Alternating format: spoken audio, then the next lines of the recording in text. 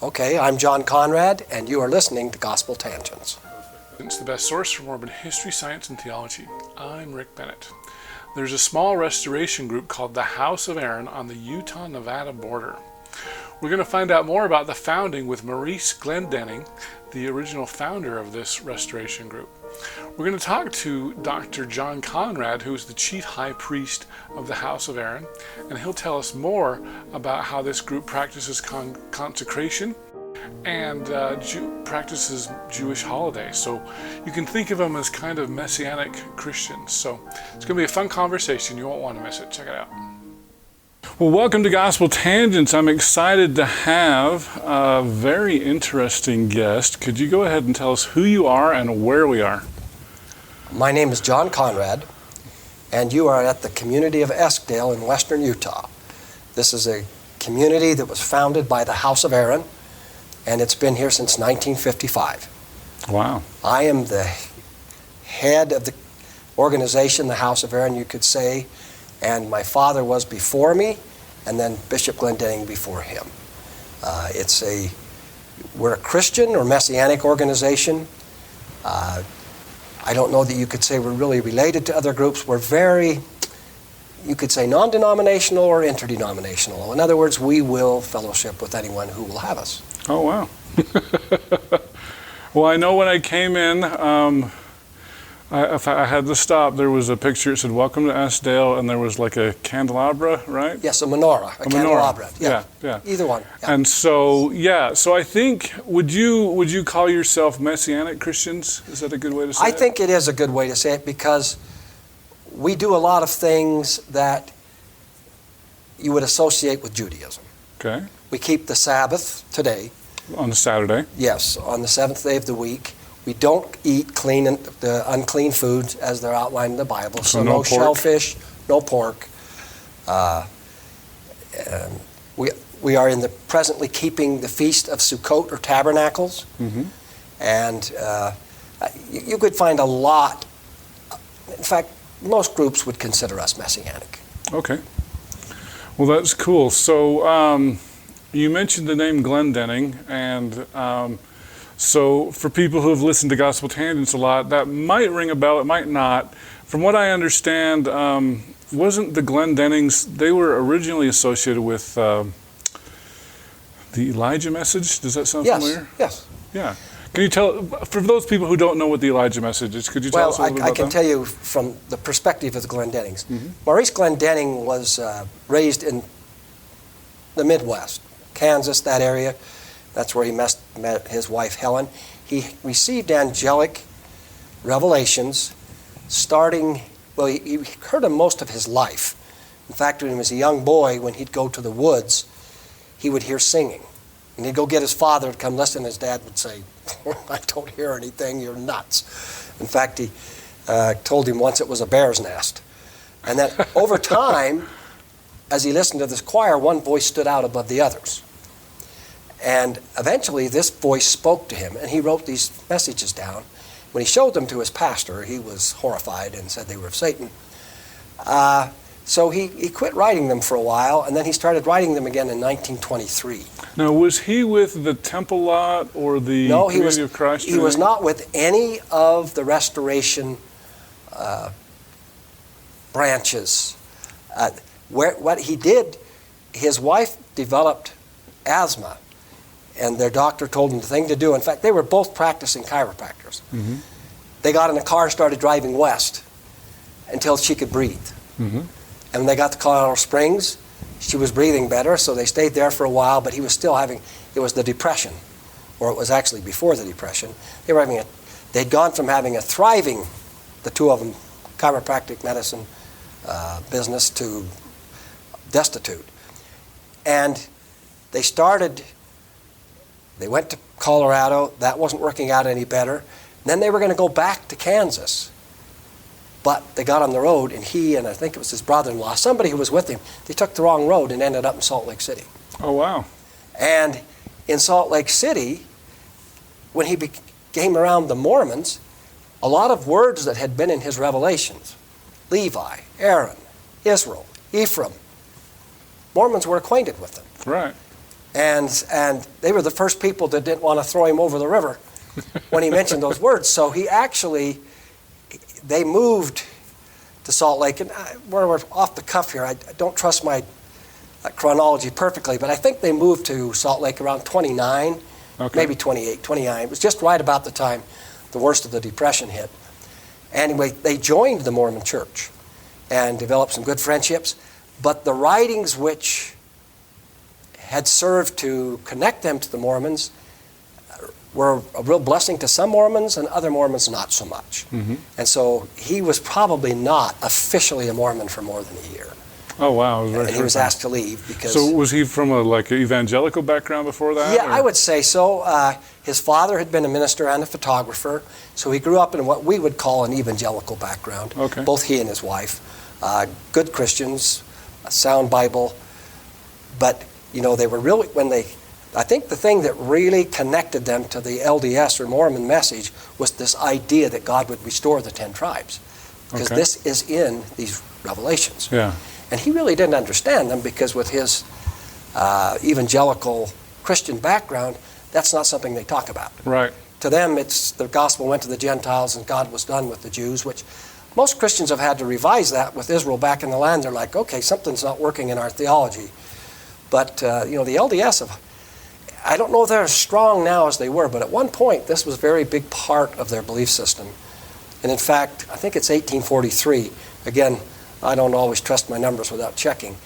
Joseph Smith sent Orson Hyde to the land of Israel to dedicate it for the return of the Jews, which is an incredible insight when you think where most Christians were at this time. Right. They had nothing to do with Jews. There were odd exceptions, but to even think not only does he see a place for Jews, but he says they're going to come back to their land. And of course, it's not within 10 years after Orson Hyde makes that dedication that they start coming back in through, I'm going to forget his name, the banker.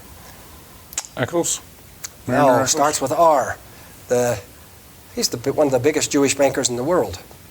Anyway, how can I forget that? 3 of the cities in Israel are named after him. Anyway, so they started coming back, and so there was this connection. And our organization has had mostly an amicable relationship with the LDS, where a lot of people in the House of Aaron were in the LDS church and left. There was obviously some friction. And anybody that's grown up in small-town Utah, especially 50 years ago, to leave the Mormon church was to leave the family. Right. And that I would say most of that's healed, but it did cause some scars. For some reason, I was thinking he was involved with the temple lot and the building of the new temple in Independence. No, he was never involved in any of that, but the Elijah message that you mentioned, the writings purport to be from the mission and the spirit of Elijah. Right. That calls people to repentance, calls people to return to their inheritance. And so when you say the Elijah message, Maurice Glendenning is very allied and connected with that message. Okay, because from what I understand, this is a different group than yours. There was I'm trying to remember the exact name of it. It seems like it was the Church of Jesus Christ of the Elijah Message. Otto Fetting. I think there's very possible there's a group like that. We were not connected with them. Now, we do have a strong relationship. In fact, we have a couple of members that are connected to what is now the Community of Christ, which used to be the reorganized LDS Church. There's a big group back there called the Remnant because they've gone through some shattering with some changes in theology. But we're very, very well aware of that. And we've had some contact with Temple Lot and some of those back there. Yeah, I have to tell you a personal experience. I was back in Independence about 15 years ago for the Mormon History Association meetings, and I ran into a guy that I'm hoping you know, Arlo Stevenson. Oh, he happens to be the father of my oldest son's wife. Oh, very good. So you know him very well. The red-haired girl that you met. Oh, you're kidding. Is their daughter. Oh, that's funny. So Arlo was so I was just kind of walking around. It was a Sunday. My flight was late. Where was this, in Independence? In Independence. Okay.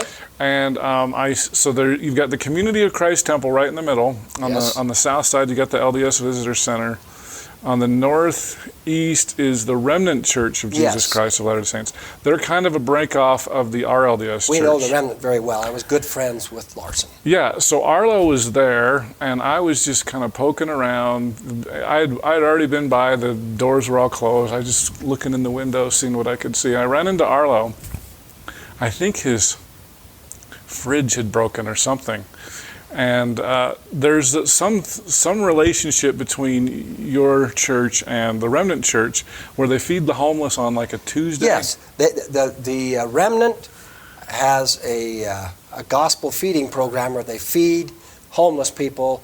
I think it's once or twice a week. Right. And we help fund that. Right. And so And Arlo has been very instrumental in that. Yeah, Arlo, his fridge had broken, so they said, just bring your food here, it'll be okay. So he was, I think, unloading the food, and I just happened upon him, and I was like, is there any way, because I thought he was with the Remnant Church. Right. I was like, is there any way you could let me inside the building? And for those of you from the Remnant, Arlo was really nice, and he let me see. We didn't vandalize anything. But I was so impressed, because he's like, well, here's the presiding bishop's office, and this and that, and then they said, and then we have a special room in here, too. And so I got to see the room that I They guess were holding classes. Right, and there was a lot of menorahs and things like that in there, and I was really fascinated. I haven't talked to him since. He gave me some literature, and I've always been fascinated to learn more about the House of Aaron, and so finally full circle, 15 years later. Yeah, no, Arlo comes here all the time. Yeah. Well, he told me about Esdale, Yeah. and then Dr. Casey Griffiths from BYU, I guess you know him. Yes, we know him And very he was well. the one who helped set this up. Casey's been here several times. We're good friends, and of course, Casey's father is a very important part of our school district here in Millard County. He's just retiring this December. Who's retiring? Casey's father. Casey's father. Okay, because I was like, Casey's Ken. too young to retire. Yeah, no, we just know the family extremely wonderful. Yeah, Casey's great. I love Casey. So. Yeah. Well, cool. So this is a lot different. I was really thinking there was something to do with the Elijah message there, but it sounds like you guys have really different roots than I anticipated. The Elijah message for us is the voice of the Lord speaking, calling people to repentance, and really, it's in Malachi, the Lord will send his messenger, prepare the day of the Lord.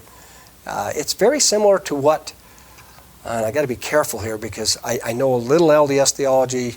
I wouldn't say I'm an expert by any means, but they talk about one mighty and strong, I think in the Doctrine and Covenants. Anyway, that's a similar, the one mighty and strong goes forth speaking the truth, calling people to repentance, gathering.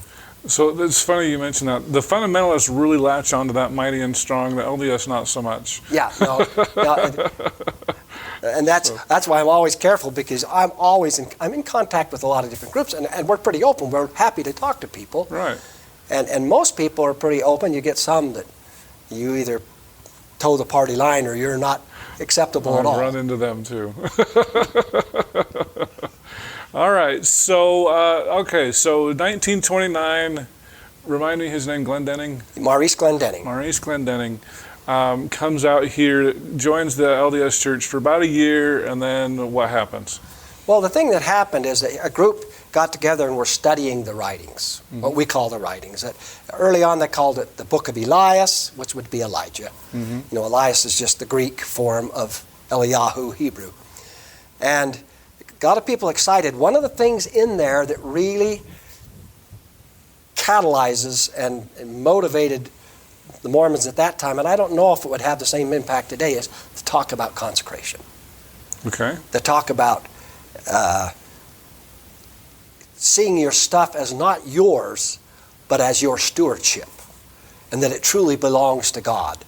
Now, and the LDS have done this several places, I think, and they've had communities, which I believe they called United Order. Right.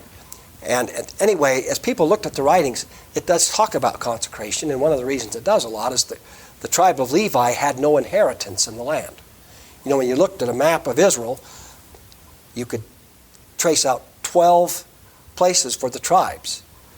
But there should have been 13 because there's one for Manasseh and one for Ephraim. But there's only 12 because Levi didn't get one.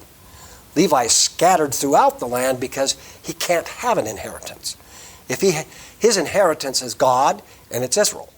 And so for him to function, In other words, when you think of it this way, it's a lot of problems we have in government today, is that when a politician speaks, who's he really speaking for? And we always were looking to see, well, what group is he beholden to? Who owes him money, or who does he owe? And see, the Levite, God set him up so that he can't favor Judah over Ephraim, or Manasseh over Zebulun, or, because he belongs to all the tribes and none of them. And so the concept of consecration it's really there for all of Israel, but it's especially binding on Levi because he can't have a place to call his own. He can have a house, he can have a village, but a land of Levi, he can't have that. And so the consecration was a very important part of the original people that were studying. And in fact, when you look at Eskdale, where we are now, we still live something we call common fund, where we work, earn our money, it goes into a common pot, and everyone's needs are taken out of that. Now we have a certain amount that is given to families, so that we're not sitting here trying to figure out, do you need underwear or toothpaste, or, in fact, we've got it worked out now where people are able to get their own car. But we have this legal barrier, I guess you could say, where we don't really say we own things. We're stewards. In a lot of ways there's not a difference, but it's just constant reminder, it's God's. Right. It's not ours. And so this was very appealing to early LDS.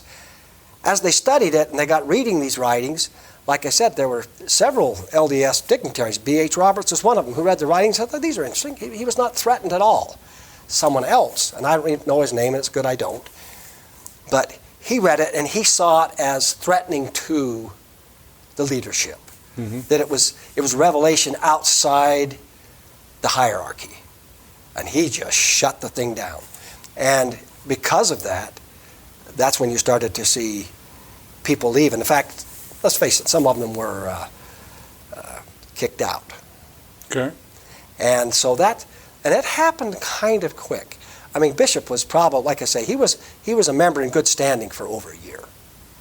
And in fact, I know his wife Helen taught primary, and but that's really where the division came, is that some of the leadership felt that these writings didn't come down the proper chain of command, and so they couldn't be of God. These are the writings of Maurice Glendenning? Yes, what we call the Levitical writings. So early on it was called the Book of John, the Book of Elias. There are several names out there.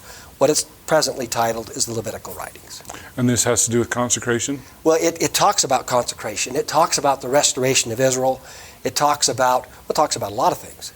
But if you have a Mormon background and you read the writings, you'll see things in them that people like me, now I never was Mormon, my parents were, I might miss it, and so it's hard to say, was it intended to have that Mormon meaning, or are we adding it in? I don't really know. Oh, that's interesting. So I mean, there's no question. In fact, the writings mention Moroni, I think, like twice. Oh. And this is to people like Arlo that strongly believe in the ministry of Joseph Smith. This is just more affirmation, and others are going, that's a mistake, it can't be there. And so it's one of those things. I don't want to die on that hill. Bishop himself, Maurice Glendenning, one time said, well, maybe it's a different Moroni. I don't know. I'm not going to fight about it. I will say it's in there. So you refer to Maurice Glendenning as the first bishop? Is that right? We call him Bishop. Okay. As I grew up, I never called him Brother Glendenning, Maurice, anything. It was Bishop. Okay. He died when I was not quite 20. Okay. No, I'm not quite 16. I'm 19. I'll get this straight. Died in 69. Okay. When I was my first year at the U. Okay. I hope you enjoyed our conversation with Dr. John Conrad. In our next conversation, I asked John if he considers the House of Aaron to be a restoration group.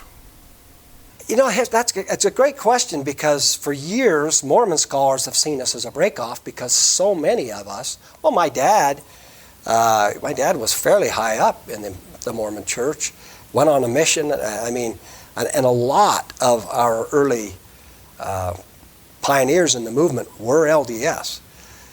You could never say that the LDS doesn't have an impact on us, and that a huge number of us didn't come from the LDS.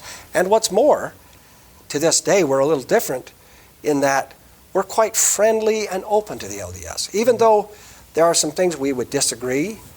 If you'd like to hear the entire interview uncut, please subscribe to patreon.com/GospelTangents for just $5 a month. Patreon is spelled patreon.com/GospelTangents. If you'd like to watch the entire video, you can subscribe at YouTube, Patreon, or on my website at GospelTangents.com and click the yellow subscribe button for just $8 a month. PDF transcripts are just $10 a month, and you can get those on patreon.com/GospelTangents or on my website. I'll send those to you as soon as I've finished completing it. If you'd like to get a paperback and PDF, just subscribe for $20 a month at either Patreon or on my website. Individual paperbacks are available at Amazon.com. Just do a search for Gospel Tangents interview, and you can find all of our past interviews there.